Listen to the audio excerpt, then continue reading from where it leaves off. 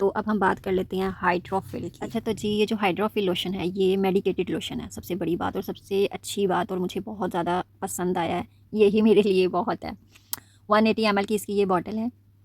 और ये स्किन, जिनकी स्किन थोड़ी ख़राब होती है ना, जैसे अब यहाँ पे मेंशन है intensive moisturising for the management of dry Aichi flaky condition include, और उन्होंने इस पे मेंशन भी किया हुआ है कि ये टॉपिक एक्जिमा, जिनकी स्किन पे थोड़ा बहुत एक्जिमा होता है उसको भी ठीक करता है, और एथियोसिस के लिए भी अच्छा है, जेरोडर्मा और हाइपर केराटोसिस के लिए भी अच्छा है, जिनकी स्किन पे रैश होता है, गंदी किस्म की जिनकी स्किन होती है ना, ये उनके लिए भी अच्छा है और उनकी स्किन को बिल्कुल साफ़ कर देता है, और ये 100% दुरुस्त बात है। अच्छा तो इसकी बैक साइड पे है, इसमें 100 mg यूरिया बीपी है और इसकी डोजेज लिखी हुई है कि अफेक्टिव रिजल्ट्स के लिए आपने कैसे और कितना इस्तेमाल करना है। दिन में 2 दफ़ा इस्तेमाल करें, और ड्राई स्किन वाले से अच्छे से अपनी स्किन में जब तक कि अच्छे से अब्जॉर्ब ना हो जाए तब तक हल्का हल्का टैप टैप या मसाज करते रहें, ठीक है।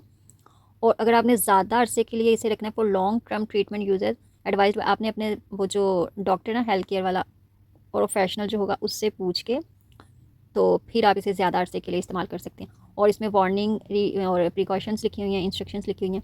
तो सबसे पहले आप इसका टेक्सचर चेक करें, लिक्विडी टाइप साइज़ का टेक्सचर है, जब निकलता है तो ये भी ज़्यादा ही निकल जाता है, लेकिन ये बहुत अच्छा लोशन है। आप अपने हाथों पे, फेस पे, एल्बो पे, नीज़ पे, जहाँ जहाँ आपका ब्लैकी ब्लैकी सा है ना, आप इसे वहाँ भी अप्लाई करें ना, तो आप विद इन 15 to 20 डेज़ में आप देखेंगे कि आपकी स्किन कितनी अच्छी हो जाएगी।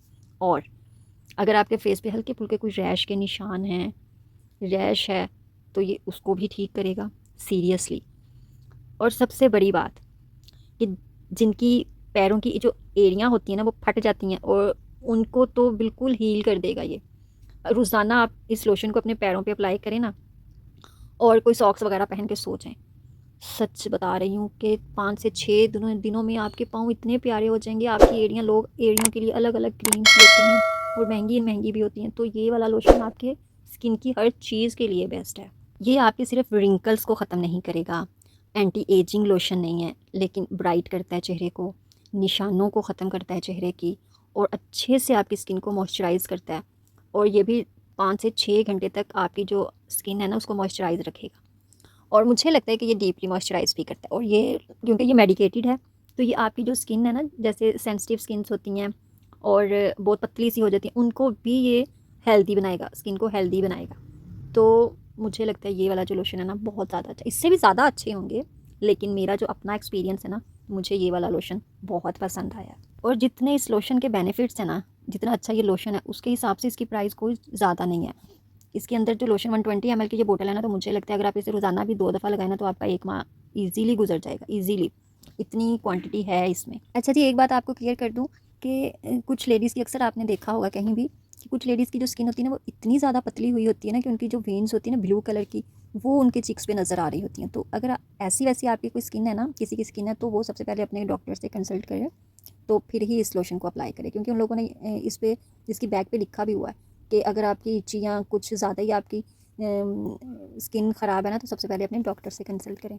तो बेहतर है भाई कि आप ऐसे कोई चीज़ उठा के लगाना शुरू कर दें, सबसे पहले अपने डॉक्टर के पास जाएँ, अपनी स्किन को दिखाएँ, उसके अकॉर्डिंग ही आप कोई भी लोशन या क्रीम वगैरह इस्तेमाल करें। और मैंने ये लोशन फार्मेसी से लिया था, दी वाटसन से ऐसी चीज़ें ज़्यादा अच्छी मिल जाती हैं।